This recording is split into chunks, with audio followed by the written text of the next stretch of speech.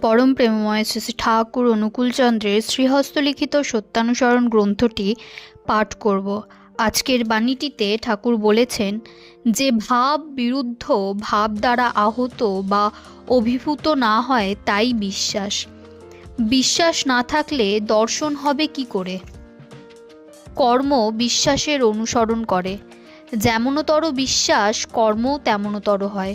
গভীর বিশ্বাসে সবই হতে পারে। বিশ্বাস করো, সাবধান। অহংকার, অধৈর্য ও বিরক্তি না আসে। যা চাও তাই হবে। বিশ্বাসী বিস্তার ও চৈতন্য এনে দিতে পারে, আর অবিশ্বাস জড়ত্ব, অবসাদ, সংকীর্ণতা এনে দেয়।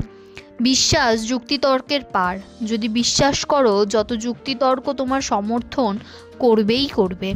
তুমি যেমনতর বিশ্বাস করবে, যুক্তিতর্ক তোমায় তেমনতর সমর্থন করবে। জয়গুরু বলে আজকের বাণীটি এখানেই শেষ করছি।